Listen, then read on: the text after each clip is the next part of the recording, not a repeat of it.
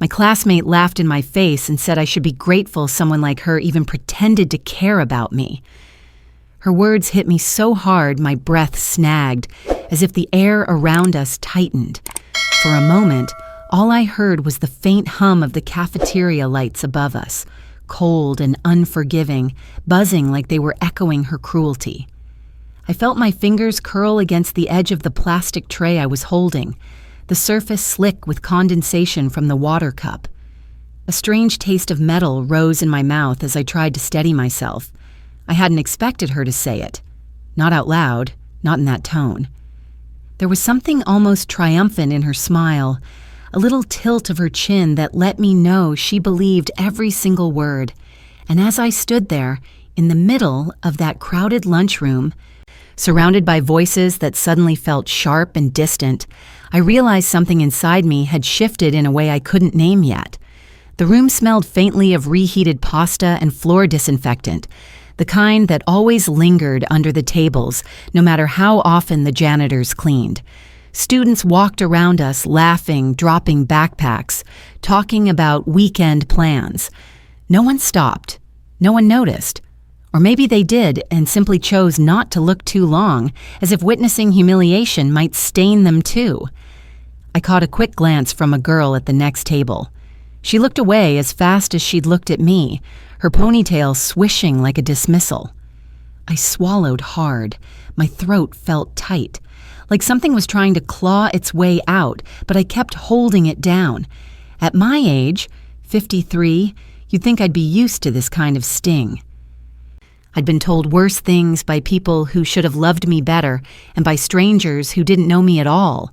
But somehow, hearing it from someone I had tried so hard to mentor, someone who had asked me for help so many afternoons after class, that felt like a deeper cut. It was supposed to be a simple moment. I had walked into the cafeteria to return forms to the guidance office. She had waved me over, her phone placed face down beside her salad, her expression unreadable. I thought she needed something.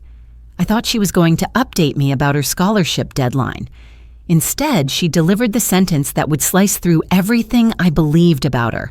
I could still see her fingers tapping lightly against the table, pink nails polished neatly, rhythm steady, as if her words hadn't just torn through me.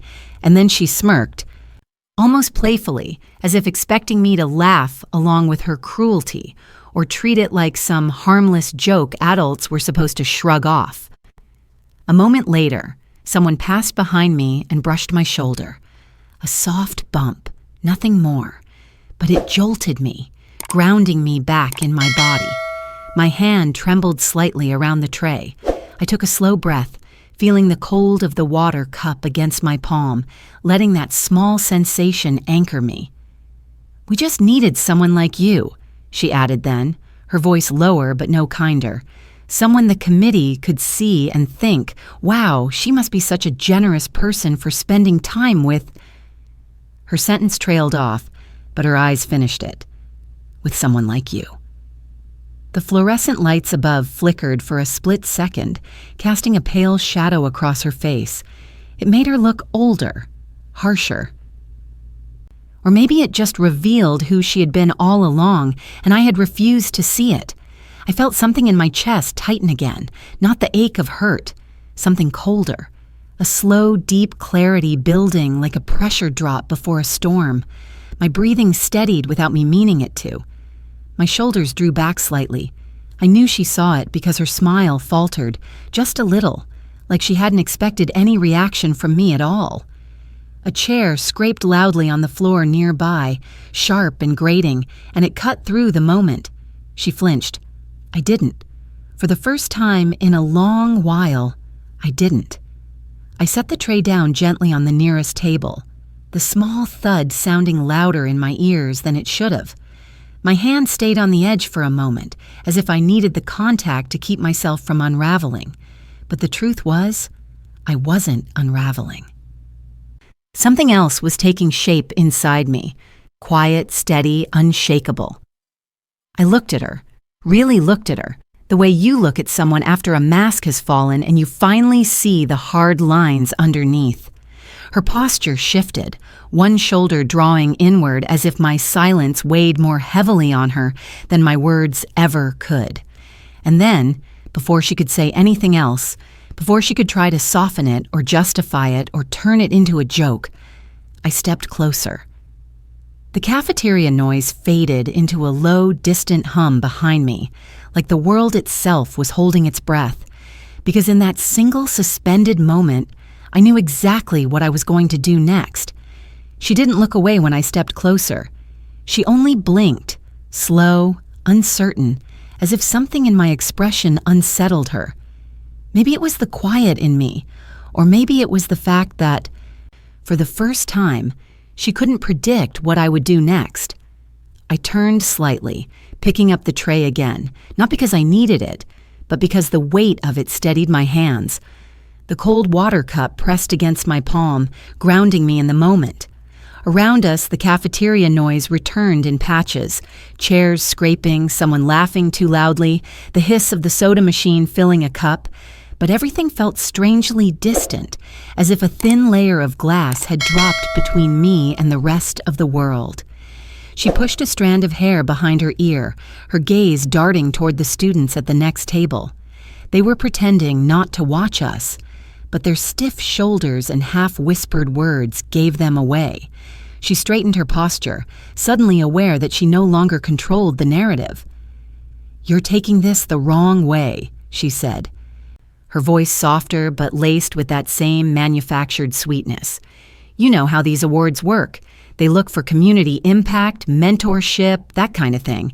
I just needed to show them I was involved. It wasn't personal." The words slid across the table like something sour. Not personal, as though the weeks she spent acting kind were just props in a performance she had already forgotten. One of her friends walked past us then, tall, with a heavy backpack bouncing against her hip. She pretended not to see me, but she tapped the girl's shoulder lightly and gave her a quick, pointed look, a flicker of warning, or irritation, or both. The girl stiffened, her smile faltering for just a split second before she tried to recover it. I set the tray on the nearest table again, this time deliberately. The thud was soft, but it made her flinch. I could feel her watching me, waiting for a reaction she could file neatly into her story. Angry teacher, oversensitive adult, unprofessional meltdown. Something she could repeat later to friends, polishing the details until she became the calm, rational one, and I became the unstable problem she had to endure. But I didn't give her any of that. "I see," I said quietly. The simplicity of my voice unsettled her more than anything else. Her jaw worked for a moment, as though she expected me to raise my voice or demand an apology. A fragment of silence hung between us before she grabbed her phone, glancing at something on the screen. A notification lit up briefly. Someone in her group chat had sent a new message. Her thumb hovered over it, and her cheeks flushed the smallest bit. She wasn't as composed as she wanted to appear. "Look," she whispered sharply, leaning in just a little. "You can't make a scene. The committee reviews everything. They talk to people. They notice things. If they think you're unstable about all this, it could reflect badly on everyone involved." There it was. The shift. The first edge of pressure. A warning disguised as concern. A boy passing behind her bumped the chair leg, causing it to scrape loudly. She jerked slightly and instinctively glanced around, checking who had heard. A trace of panic passed through her eyes, quick but unmistakable. For a heartbeat, I simply observed her. The way she pressed her lips together. The way her fingers tightened around her fork even though she wasn't eating. The way her voice lowered every time someone walked within a few feet of us, as if she was terrified of witnesses to anything she couldn't control. She wasn't as confident as she liked to pretend. "You understand," she said, in a tone meant to sound firm but carrying the tremor of someone who suddenly realized she had far more to lose than I did. I didn't answer. Not immediately. My silence made her shift again. She straightened her napkin even though it didn't need straightening. She adjusted her sweater sleeve, tugging the edge down an extra inch. Her breathing grew rapid, visible in the shallow rise of her chest. She finally started to feel what it meant when someone stopped playing the role she expected from them. "I'm trying to be honest," she said, but her voice cracked. "You can't just react however you want. There are consequences. For everyone." Her words bounced between us with a strange urgency, as if she believed she could still steer the situation back into her hands. Across the room, a few students gathered near the vending machines. One of them looked over at us with a frown, nudging her friend subtly. The whispers began again, quiet but shaped like questions. Curiosity, suspicion, maybe even guilt. The girl noticed them too. Her entire body tensed. She shifted her chair inward as if trying to shrink herself into the table, away from the eyes that might be reading her expressions a little too closely. A ripple of cold air drifted from the open cafeteria door, brushing against my arms. It carried the smell of chalk dust from the hallway and something faintly metallic, like the air before a storm. I let that sensation settle in my lungs before lifting my gaze back to her. "You used me," I said softly. Her face went pale. "No," she said quickly. It wasn't. Everyone does things like this. It's normal. It's just part of getting ahead." There was a desperate edge to her justification now, as if she were trying to convince herself rather than me. She glanced again toward the vending machines, toward the whispering students. Her eyes flickered with something I couldn't quite name. Fear, maybe, or the beginning of it. "I didn't mean for you to get upset," she whispered, and there was something hollow in the apology. "You're making this a bigger deal than it is. You can't hold on to it. The nomination process is already stressful enough." She reached for her phone again, tapping the screen anxiously. Another message appeared. She turned the device slightly away from me, but not fast enough to hide the glimpse of a conversation that flashed across it.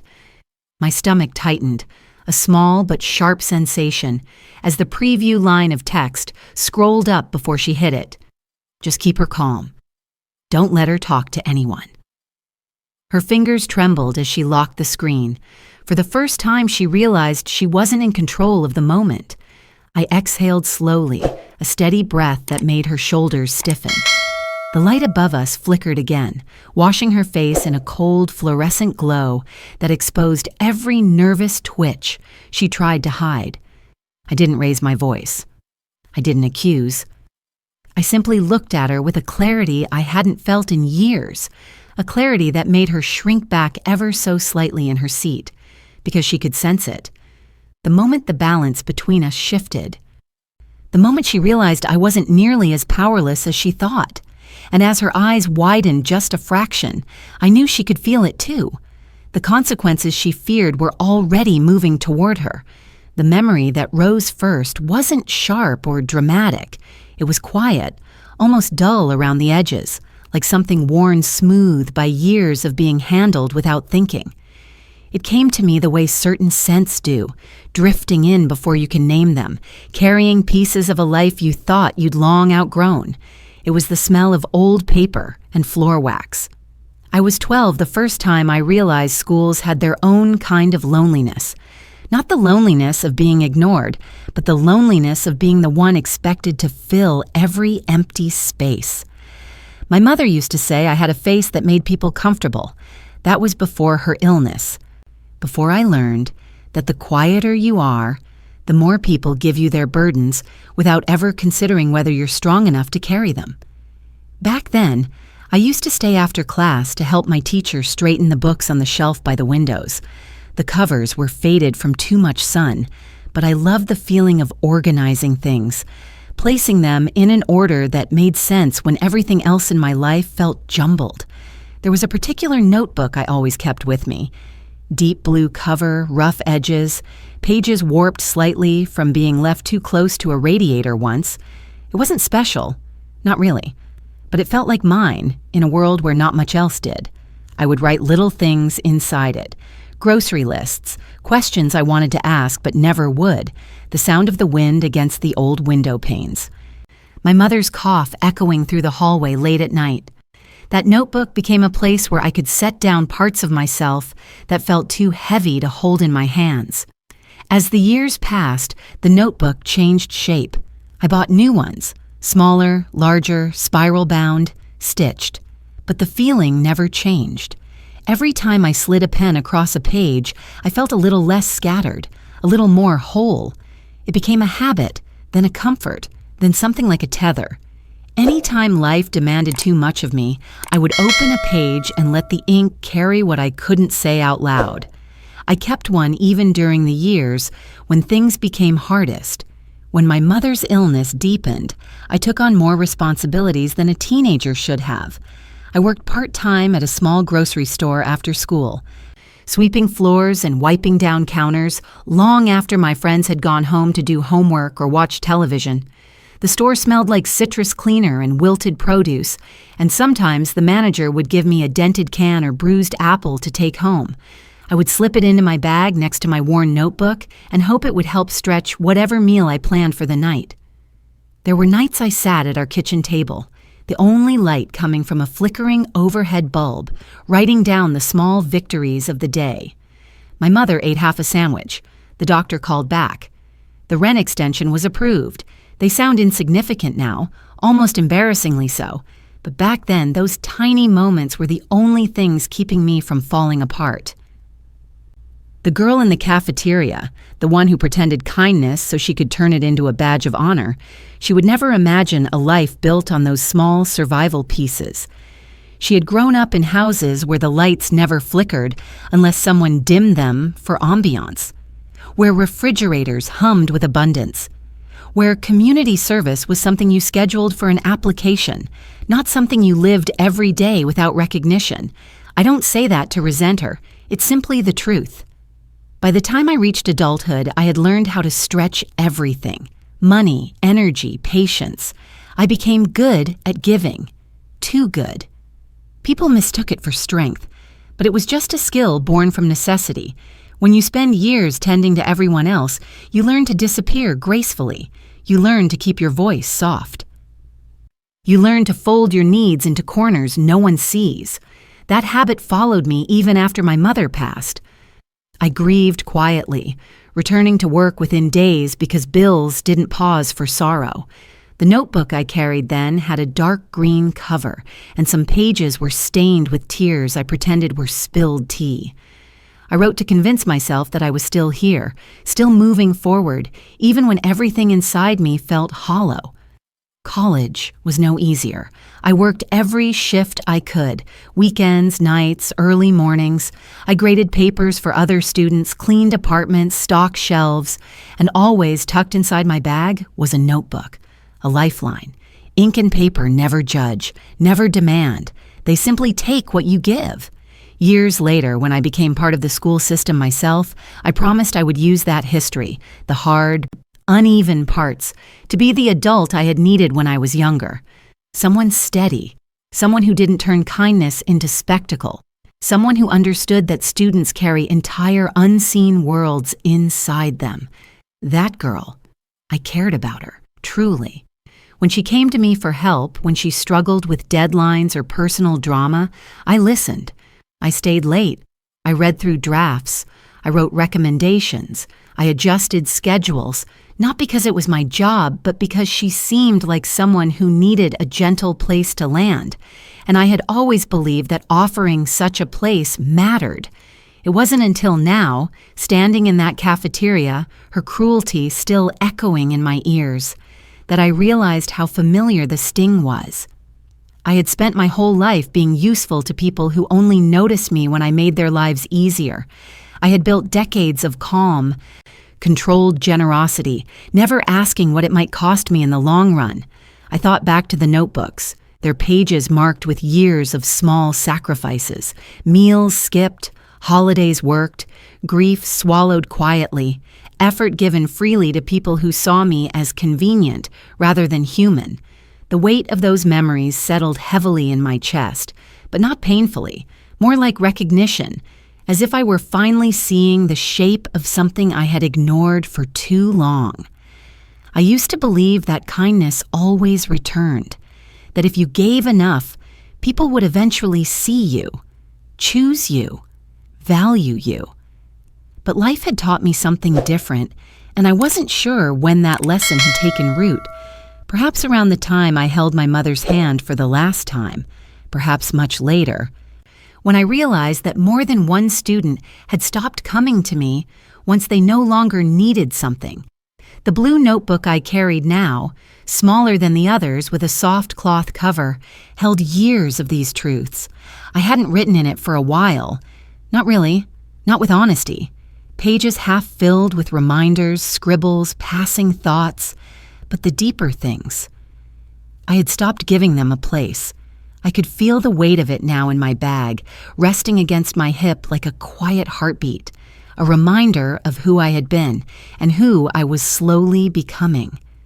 I stood there in the cafeteria with that old, familiar ache curling through me. Not sharp, not devastating, just a deep, tired sorrow shaped like memory. The kind that settles into your bones instead of your skin. And then something else brushed through the moment. A realization I wasn't fully ready to name but couldn't ignore either. The girl had misjudged me. She saw only the quiet parts of my life. She mistook gentleness for weakness, history for insignificance. She didn't understand that people like me survive because we learn to see everything. I looked at her across the table now, her shoulders tense, her confidence unsettled, and for the first time I felt something shift, not in her, but in me. The blue notebook in my bag seemed heavier than usual, not like a burden, more like a key.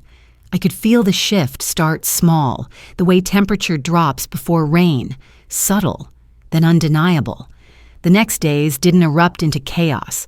They dissolved slowly, like fabric pulled apart thread by thread until the shape of what once held it together stopped making sense. She didn't confront me again directly. She didn't need to. Cruelty doesn't always arrive with noise. Sometimes it slips into a room so quietly that by the time you notice the discomfort, it's already rooted in the walls. The first sign came the morning after the cafeteria incident. I walked into the hallway, adjusting the stack of papers against my chest, and immediately noticed something different in the air. Students who usually greeted me gave the faintest nods or none at all. Conversations that used to pause politely when I walked past continued without interruption. One girl, usually warm, glanced at me and quickly turned her face away, pretending to dig through her locker. Nothing sharp, nothing obvious, just the faintest scatter of distance. When I passed the girl, the one who had said those words to me, the hallway lights flickered above us, not enough to draw attention, just enough to cast a thin shadow across her cheek as she leaned in to whisper to a friend. The friend's eyes flicked toward me, then back to her. They both laughed softly, but not playfully. It had a softness like velvet hiding a blade underneath. I held my papers tighter, the edges pressing faint grooves into my fingers. Across the hall, a poster advertising the school's leadership awards hung crooked, the tape peeling at one corner. Her photo was printed on it, smiling brightly beneath a tagline about community excellence. The irony pressed against me like a bruise I'd forgotten about until someone bumped it. I continued down the hall. I didn't speak. I didn't react. But inside, something tightened. That afternoon, during a meeting, she sat with her friends on the far side of the room. She crossed one leg over the other, bouncing her foot lightly as she looked down at her phone. Not once did she look in my direction. When someone asked her a question, she responded with a practiced, careful tone. Light. Sweet. The same voice she had used when she first asked me for help with her applications. The girl beside her nudged her with a smirk, and she hid her smile behind her hand. A quiet dismissal. A soft, contained cruelty. I tried to focus on the discussion, but every so often I felt her gaze slide over me. Not directly, not enough to catch, but enough that my shoulders tensed without my permission. It was the kind of attention that pretends to be nothing at all, but carries the heavy silence of someone rewriting the narrative in real time. Over the next few days, the small cuts accumulated. One afternoon, I walked into the resource room and noticed my desk chair slightly pushed back, my papers disordered. Not by much, just enough to feel deliberate. My pen holder had been moved an inch to the left. A few sticky notes had curled edges, as if someone had flipped through them too quickly. I stood there for a moment, breathing in the faint scent of old carpet and the dusty warmth of the copy machine. The air felt heavier than usual. I knew students often passed through the room, but this wasn't careless movement. This felt like a message delivered in fingertips, a reminder: you don't control the space you occupy. I straightened the paper slowly, smoothing each corner. My hand trembled once. I stilled it. Later that same day, I walked past a window and caught the reflection of two students standing behind me, whispering. They weren't even trying to hide it. One tilted her head, lips pursed, appraising me like something curious or disappointing. The other had her arms crossed, leaning in as though listening to a secret meant to be savored. I could feel my jaw tighten. Not from anger. Anger has movement, heat. This was something colder, a shrinking inside the ribs, a sense of being reduced in ways too small to point to, but too consistent to ignore. The girl avoided me entirely now, not out of guilt. Avoiding someone out of guilt has a softness, a hesitation. Her avoidance had precision. She walked into rooms exactly 2 minutes after I did and left exactly 1 minute before. She arranged her presence like someone pulling invisible strings to make sure I could never exist comfortably near her again. One morning, as I entered the building, she stood by the front office counter. The early light from the glass doors cast a warm glow on the floor, but she stood just inside the shadowed area where the brightness thinned. She lifted her eyes briefly when I approached, her expression unreadable. Then she turned her back to me. Not abruptly, not dramatically, slowly, purposefully. Her friends followed her lead, turning slightly, not facing me, not facing away completely, just angled enough to make the space feel colder around me, as though my presence required a shift in the atmosphere. A small sting settled behind my ribs. I took a breath and kept walking. Later, during lunch duty, I approached a table where a few students were packing up. One of them glanced at me and nudged another girl, who stiffened. They gathered their things too quickly. A cluster of backpacks zipping shut all at once. As they left, a single napkin slid off the table onto the floor. They saw it. They left it anyway. I bent down to pick it up. When I straightened, they were already halfway across the room, whispering. That night, I found myself sitting at my kitchen table long after dinner, the overhead light casting a pale, uneven glow across the surface. I opened my blue notebook, not because I intended to write, but because my hands needed something to hold. The pages rustled softly. My breath hitched once, a faint tremor in my chest. I closed my eyes, letting the texture of the paper under my fingertips anchor me in the moment. I didn't cry. I didn't break. But something inside me felt like it was sinking, slowly, steadily, through layers of old endurance I had thought were stronger than this. Then came the moment that carved deeper than the rest. I walked into the computer lab after school to print materials for the next day. The room was dim, lit only by the blue-tinted glow of a few screens left on sleep mode. As I crossed the threshold, I noticed a group of students huddled near the back wall. They stopped talking the instant they saw me. Every face shifted into stillness. The girl stood at the center of them, phone in hand, thumb hovering over something on the screen. A faint smirk, not overt, not performative, just a quiet curve of satisfaction, pulled at the corner of her mouth when our eyes met. No words were exchanged. The silence in that room felt heavy enough to bruise. I turned toward the printer, my steps measured. My shoulder brushed the cold metal edge of the nearest desk, sending a quick spark of discomfort down my arm. Behind me, someone stifled a laugh, not loud, but sharp enough to cut through the air. The printer hummed softly, its warmth against my hands a stark contrast to the cold inside my chest. As the pages slid out one by one, I realized something with a clarity that startled me. This wasn't about one cruel sentence.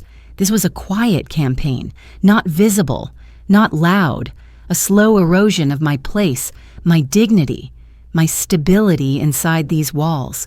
A girl with a bright smile and a polished resume had learned to weaponize silence more effectively than words. I gathered my papers, the edges slipping unevenly between my fingers.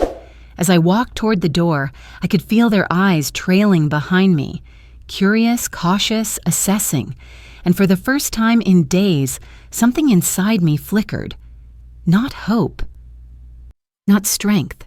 A faint tremor of warning, a sense that the ground beneath this silence was shifting into something more dangerous. I reached the doorway, and as I touched the cool metal frame, I realized just how far this quiet cruelty could go if I didn't do something. But I also knew this. Whatever came next wouldn't stay silent for long.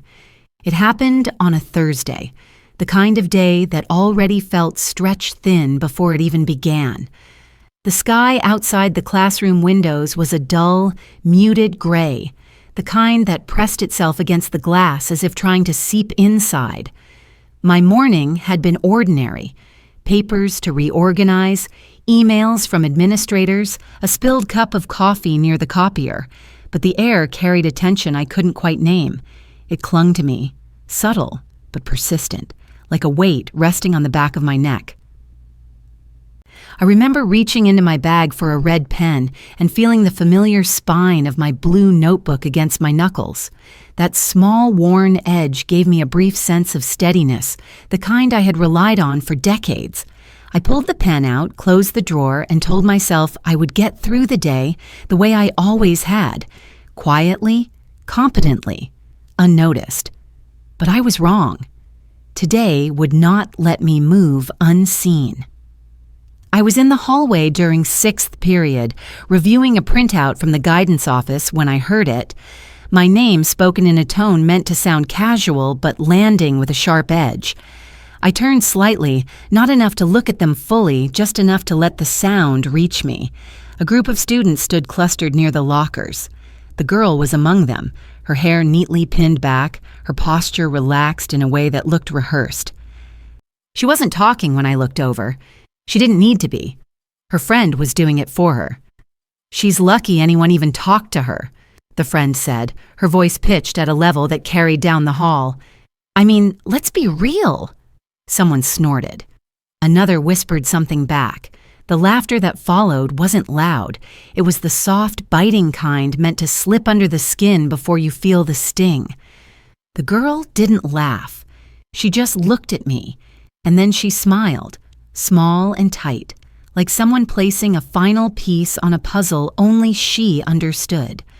For a moment, my breath refused to move. The hallway lights flickered above, casting thin shadows across the lockers. My fingers tightened around the paper in my hand, creasing its edge. I felt an ache rise. Not sharp, not overwhelming, just an old, tired ache shaped like every moment of being made small in my life. But then something happened I didn't expect. An older teacher, someone I had worked alongside for years, walked past the group at that exact moment. She heard the tone, the laughter, the knife-like edges in the air. She glanced at them, then at me. And in her eyes, for the briefest second, I saw something like recognition. But she kept walking. No pause, no rebuke, no acknowledgement beyond that fleeting glance. And that, more than the laughter, more than the girl's smile, was the thing that snapped inside me. Because I knew that look. I had seen it thousands of times in my life. Someone noticing harm, understanding it, and choosing silence because stepping in would be inconvenient. I felt the sting of that choice radiate through me. Not anger, not pain, clarity. I straightened. A breath filled my lungs fully for the first time in days, expanding in a way that startled me. I didn't step closer to the group. I didn't speak. I didn't need to. Something in my stillness made a few of them shift, their laughter fading slightly as if they sensed a shift they couldn't name. The girl's smile faltered. The paper in my hand lay bent now, but it no longer mattered. I looked at the hallway clock. Sixth period had 12 minutes left. 12 minutes of pretending nothing had changed. 12 minutes before the day moved on. But I knew better. This wasn't another humiliation to carry quietly. This wasn't another moment to swallow like a stone. This was the moment something in me refused to bend any further. I turned and walked toward the front office. Each step felt deliberate, steady. My breath evened. My spine straightened.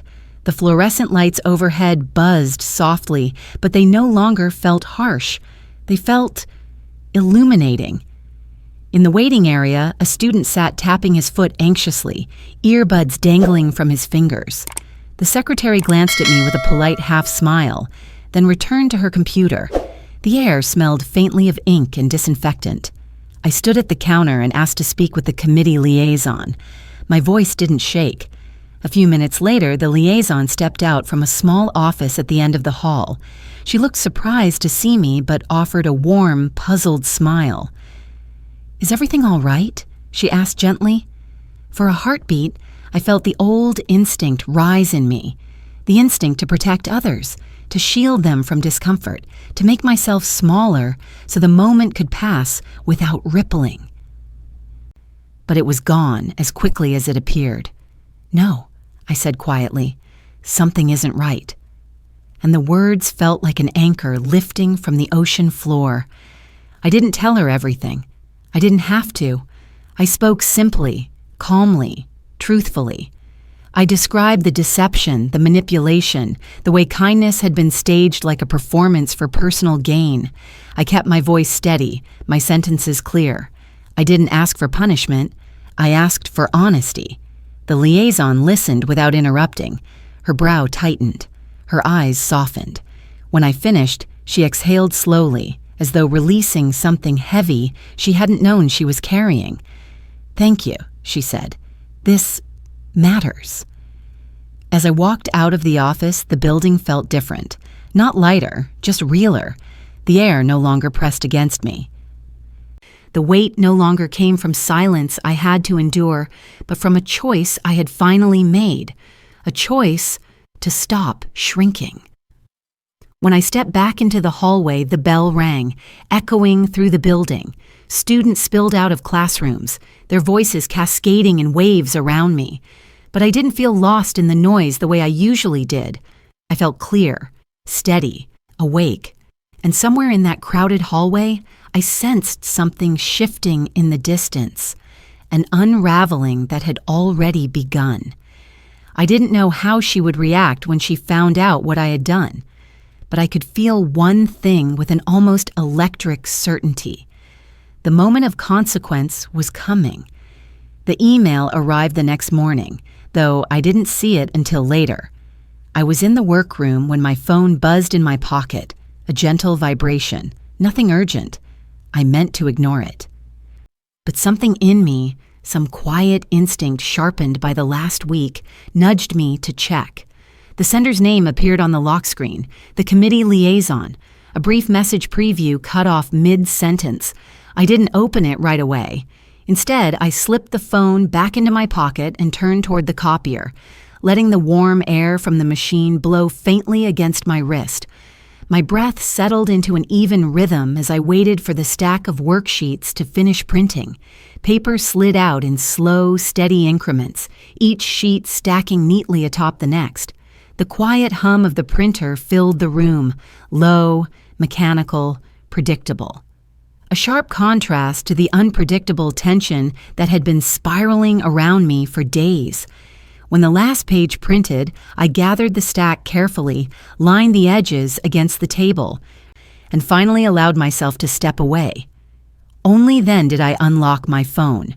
One sentence, direct, formal. "Thank you for your report.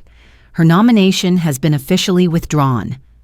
I stared at the screen for a long moment, not out of satisfaction, not out of surprise, but because of the deep, still quiet that spread through my chest. A quiet that didn't feel fragile or anxious, a quiet that felt earned. I locked the phone and slid it back into my pocket. The air in the room shifted slightly as someone stepped inside. another staff member looking for staplers. She nodded at me politely but didn't linger. I watched her leave, the door swinging shut behind her with a faint click. I wasn't sure what came next, but I knew what couldn't come next. Silence. Not mine, at least. The next few hours passed in a blur of routine, passing periods, worksheets, student questions, nothing unusual.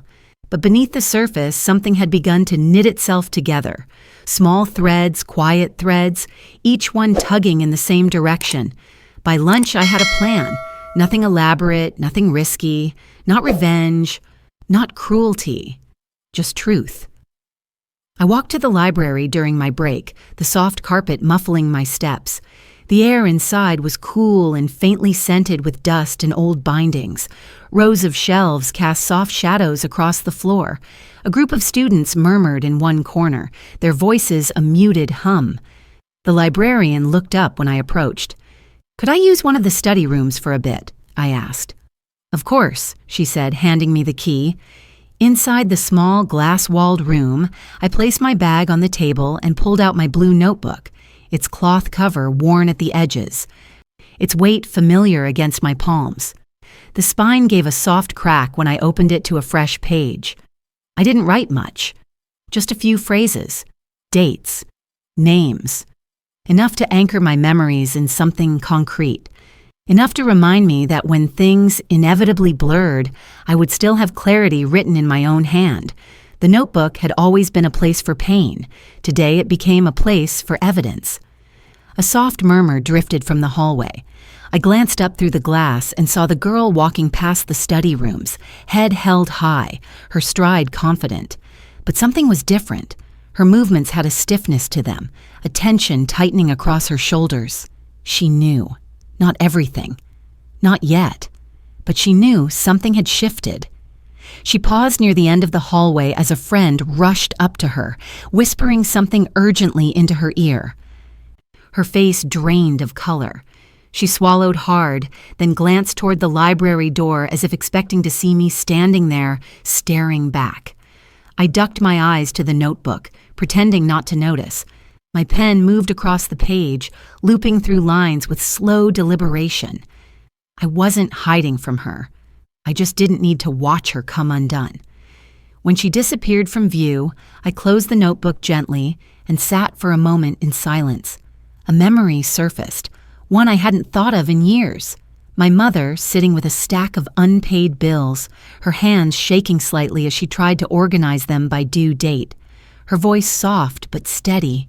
You face things one piece at a time, you stay calm, you stay clear. Clarity, yes. That was the thing I'd been missing all this time. I returned the room key and made my way to the front office. The hallways buzzed with midday energy, lockers slamming, sneakers squeaking, students weaving through the chaos. But the noise didn't touch me. I moved through it the way one moves through fog, aware but detached. The front office secretary looked up. "Back again," she said playfully. "I just need to confirm something," I replied, offering a small smile. She nodded and pointed me toward the back, where the guidance coordinator was sorting paperwork. Clipboards and binders were stacked in neat piles across her desk. A single desk lamp cast a warm glow over the clutter. She glanced up when I stepped inside. "Oh, if this is about the nomination update, we already—" "It's not," I said gently. "I just want to make sure there's a record of the concerns I reported, in writing." Her expression sobered. She motioned for me to sit. "That's absolutely reasonable." I spoke calmly, deliberately. No embellishments, no speculation, just facts, patterns, statements the girl had made, the timeline, the behavior, each detail placed carefully, like stones lining a path.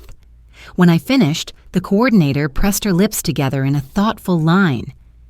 "You're doing the right thing," she said softly. I nodded, though I wasn't sure yet whether I believed it. Before leaving, I asked, "Will she be notified today?" The coordinator paused. "Yes," she said, "she will." As I walked down the hallway again, I felt a subtle vibration against my leg, my phone buzzing in my pocket. I didn't reach for it immediately. I kept walking, letting the sound fade into silence. The hum of the overhead lights blended with the soft echo of my footsteps. Near the stairwell, I finally stopped and pulled out my phone. A new email preview appeared on the screen. It wasn't from the liaison. It wasn't from administration. It was from a student. A single line of text visible before I opened it. "You need to see what she's saying about you." My heart didn't race. My breath didn't catch. I only felt a cold, steady awareness spread through me, like frost forming across glass. I tapped the message, and the moment I saw what she had sent, I understood that everything so far had only been the beginning. The message opened into a screenshot. No header, no explanation, just an image captured in the split second before something cruel could be deleted. A group chat, her name at the top, her words in gray bubbles stacked one after another. "She thinks she won. Wait till I'm done with her. She's not going to last here once I'm finished. Everyone knows she's unstable. If they ask, we say she's been acting weird for months." Each line landed with a cold precision, revealing not panic, not remorse, strategy. She wasn't unraveling. She was accelerating, beyond the withdrawn nomination, beyond the humiliation, beyond the petty silences and whispered corners. She was building something bigger, something that reached beyond me, toward anyone who might listen. My pulse didn't spike. It slowed.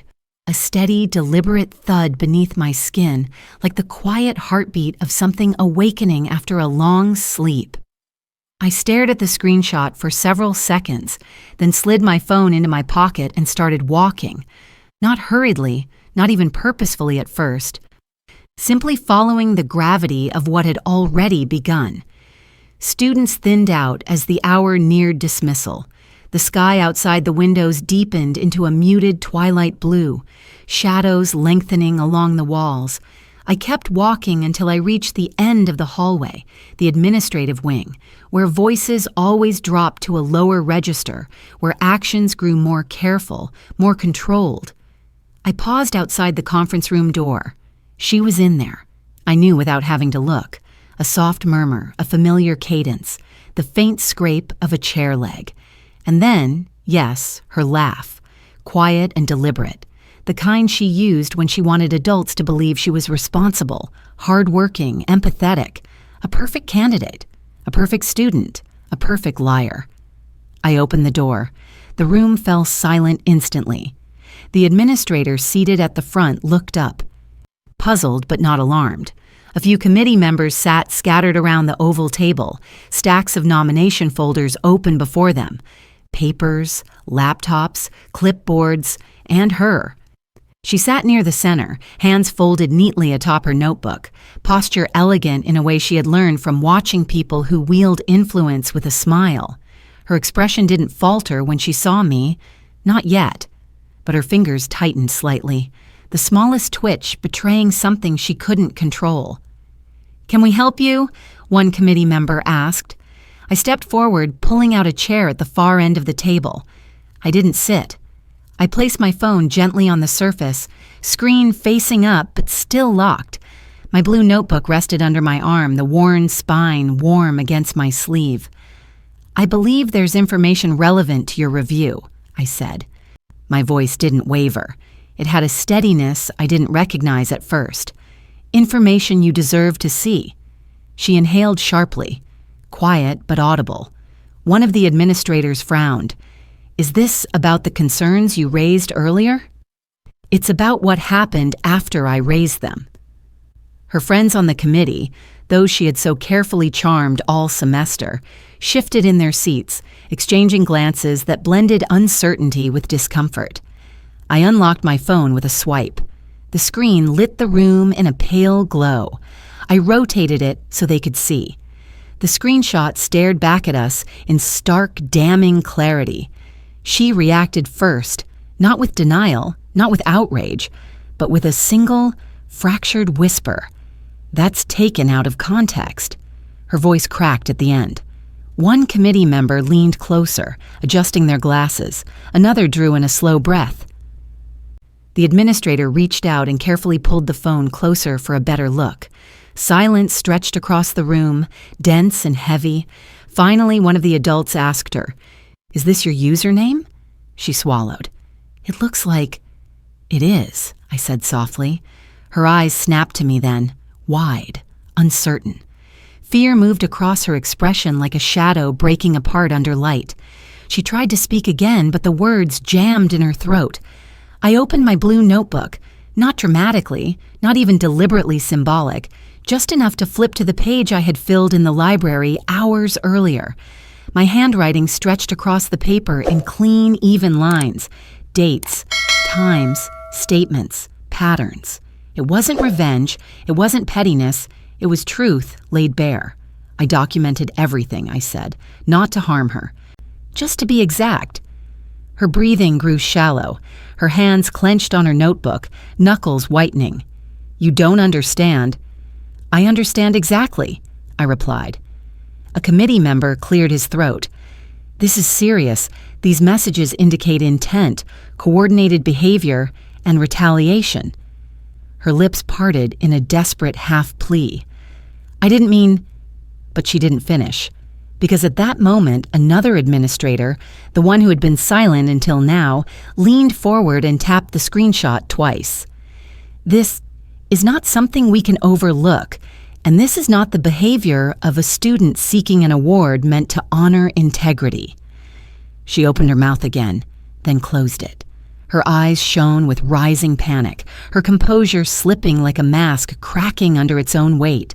The room changed then, not in lighting, not in sound, in attention. Every pair of eyes shifted from me to her. She knew it too. Her breathing hitched, her shoulders curled inward. A small tremor passed through her, barely visible but unmistakable. "When did you get this?" another committee member asked me. "Today. And you're certain it came from a reliable source?" "I am."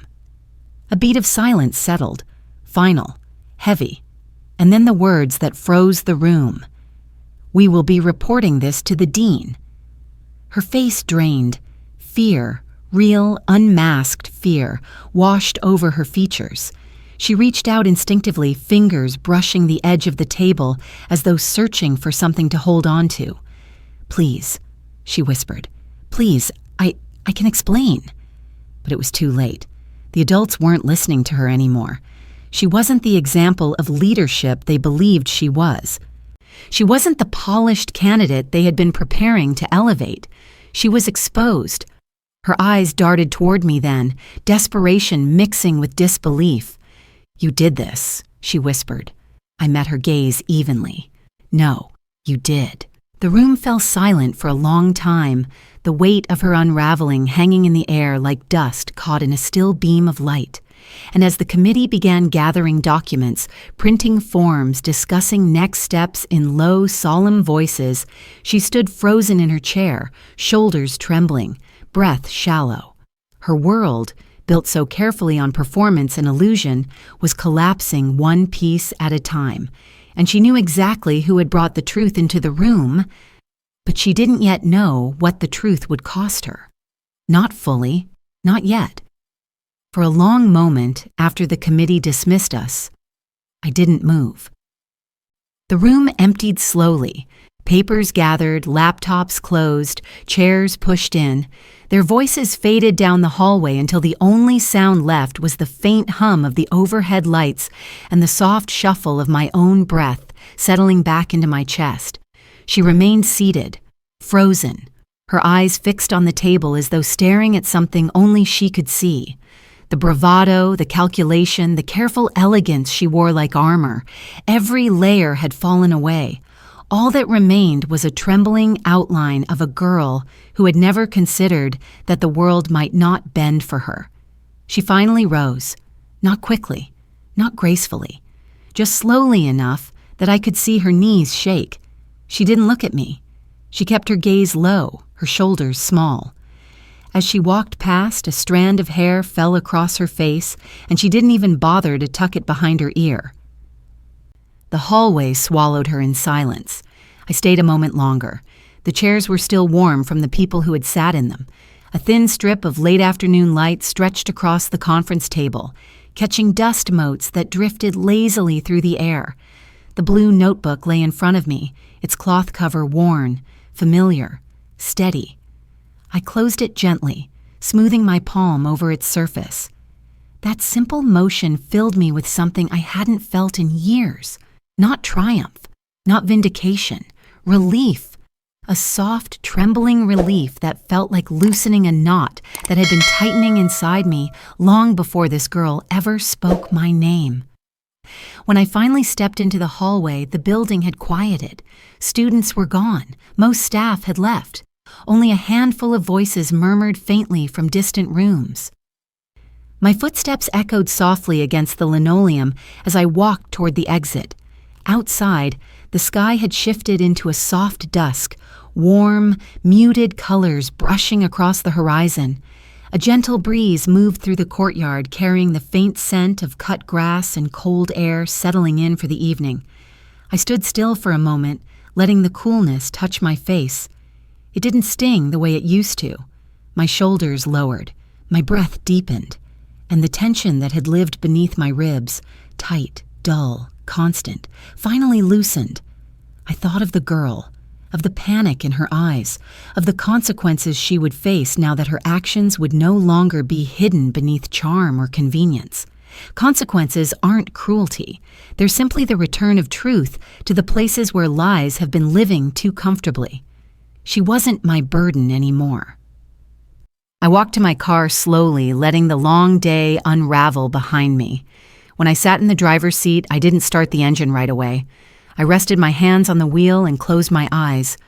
Quiet. For the first time in weeks, the quiet didn't feel suffocating. It felt like space, room to breathe, to think, to exist without shrinking. At home, I placed the blue notebook on the kitchen table. The same table where I had written countless times out of exhaustion, grief, obligation, or habit. Tonight, it felt different, lighter, as though the weight it had carried with me all these years had finally shifted. I opened it to a fresh page. The last time I had sat here writing, the ink had been heavy with old pain. Tonight, my handwriting emerged slower, steadier. I didn't write anything profound, just a few lines, a breathed-out truth. I am allowed to take up space. The words looked strange on the page at first, too bold, too unfamiliar, but as I read them again, I felt something settle quietly inside me. The house was still. The refrigerator hummed. The soft glow of the lamp spread across the table, warm and gentle. I traced my fingers along the edge of the notebook, the same motion I had done since childhood, but with a different kind of understanding now. This notebook had carried so many versions of me. The girl who worked late to pay bills no child should have to worry about. The young woman who swallowed grief until it dissolved into her bones. The adult who gave without expectation, endured without complaint, and learned to make herself small so others could shine. Tonight it held a woman who had finally stopped apologizing for existing. I closed the notebook, slid it to the side, and folded my hands in my lap. My breath moved easily. My chest felt open, and for the first time in a long while, my reflection in the darkened window didn't look tired. It looked real. Before getting up, I let one final thought settle into clarity. What happened wasn't justice born from anger. It was truth finally allowed to stand on its own legs, and truth, once spoken in the light, never goes back to being quiet. I turned off the lamp, the room softening into the gentle gray of evening, and stepped toward the living room with a calm I didn't need to hold on to tightly. It was already mine. If my story touched you, let me know. Sometimes sharing these moments reminds us how many people carry their own quiet battles in silence. And if you've ever had to reclaim a part of yourself you lost along the way, I'd be grateful to hear what brought you back.